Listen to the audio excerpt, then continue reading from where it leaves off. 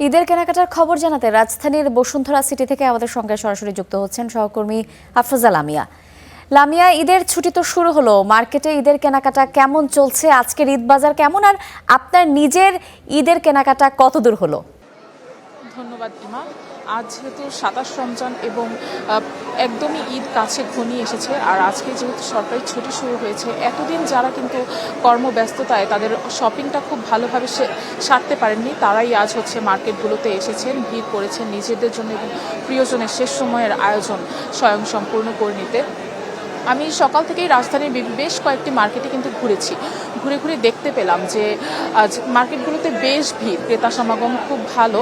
আর সব বিক্রেতাদের সঙ্গে কথা হলো, ক্রেতাদের সঙ্গেও কথা হলো, তারা বলছেন যে আসলে এতদিন যেহেতু কাজের একটা ব্যস্ততা ছিল, তারপরে আমাদের আমাদের ঢাকা শহরের জ্যাম পেরিয়ে সবাই কিন্তু আগ্রহ হারিয়ে ফেলে কেনাকাটা করার, সেই একটা এনার্জি মানুষের মধ্যে আর থাকে না। কিন্তু যেহেতু আজকে থেকে সরকারি ছুটি রয়েছে, যে মানুষজন বলছে শুধু এই সময়টাতে তারা এখন শুধু কেনাকাটা করবেন, শেষ সময়ের কেনাকাটা সেরেই কিন্তু তারা ঢাকার বাহিরে নিজেদের গন্তব্যে নিজেদের বাড়ির দিকে রওনা হবেন প্রিয়জনদের সঙ্গে ঈদ করার জন্য।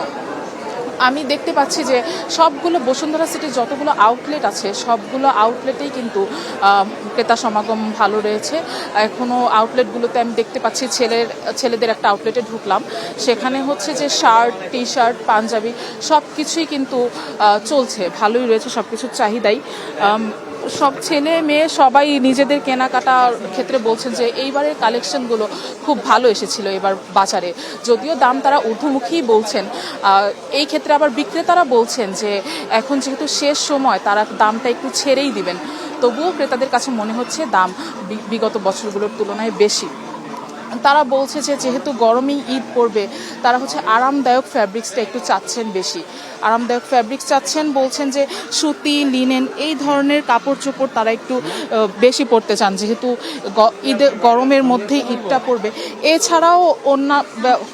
এছাড়াও যতই বেলা গড়াবে এই ভিড়টা আরও বাড়বে। এই ছিল রাজধানীর বসুন্ধরা সিটি থেকে আমার কাছে সবশেষ তথ্য।